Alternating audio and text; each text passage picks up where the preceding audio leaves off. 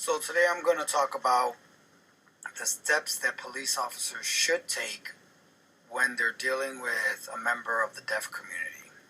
Now, I think everybody understands that, or everybody thinks, I should say, that if you're a deaf person and you get stopped by the police, that you get excused, especially for things like traffic stops. So like if you're driving in your car and you're a deaf person and a police officer pulls you over, there's many times that a police officer will excuse the traffic violation because they don't want to have to deal with having to get an interpreter for the deaf person if the deaf person requests an interpreter. Now, here's a little book that we have that we get from the police department. We get it every year. And it clearly states on page 132 of the book, communicating with the deaf and hard of hearing. It lists all the steps that a police officer should do when they're trying to communicate with a deaf person. It lists things like determine what is the best way to communicate with a deaf person. It goes on to quote, the ADA requires the express choice of the individual with the disability should be given primary consideration in determining which communication aid to provide. It says, be aware of false impressions. Utilize pen and paper. Be flexible in use of words. Be direct, but don't underestimate. Convey your desire to communicate. Be aware of your facial expressions. They tell a great deal. I don't think police officers understand that one a lot because we have a very strong face a lot of times. A lot of times we have to be really serious, so police officers don't smile much. Their expressions don't change much. It's very stern, a serious expression. Double check impressions. Be sure of accuracy. Encourage repetition if necessary. Allow time for the deaf person to express himself or herself. If communication falters, try another way of communicating. That's one that rarely ever happens. So if the old pen and paper doesn't work, then I think police officers become frustrated. We're not a very patient group sometimes, and we figure, you know what, let's excuse them. When talking to a deaf person with an interpreter present, talk directly to the deaf person.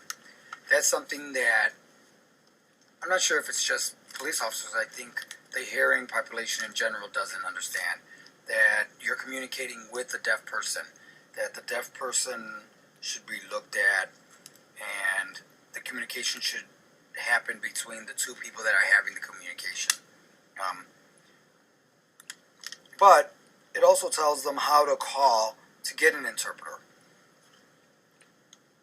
Now, an interpreter is probably only called when something seriously happens. So, a traffic violation, an interpreter probably wouldn't be called. That's probably why the police officer excused the deaf people more often than not. But if it's something where somebody's going to be charged and Miranda warnings are going to have to be read to a person, then an interpreter should be called, and the book clearly states how to do that. Just recently I worked on a case with a deaf individual where they expressed the desire to have the best interpreter that I knew of, and I gave them a list of interpreters that I thought were really qualified to do the job because of the kind of case that it was, and it turned out being a great way to expose a bunch of police officers who had never dealt with interpreters to the way an interpreter should work. A lot of times that interaction between interpreter and police officer doesn't always happen great. There was some people who I definitely would not have called to do the job that happened, because their interaction with the police officers in the past has not been something that myself as a police officer appreciated, so I know that other police officers aren't going to appreciate. So we have our little book here. It's a great way for us to communicate, how to communicate with deaf people. And if we can't communicate with the deaf individual, it's a great way for us to be able to know how to get an interpreter to help facilitate the communication between the officer and the deaf individual. It's one of the reasons why I think it's important that we have workshops in the future for us to be able to do some legal interpreting, how to deal with police, what kind of situations would we have or come in contact with if we're an interpreter and get called to a police station.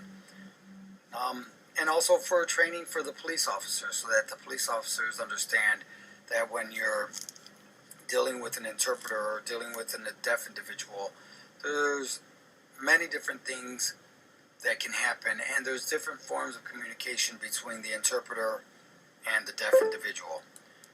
A lot of times, police officers don't understand that my one short sentence has to be expanded so that the deaf individual fully understands the meaning of what is being said to them.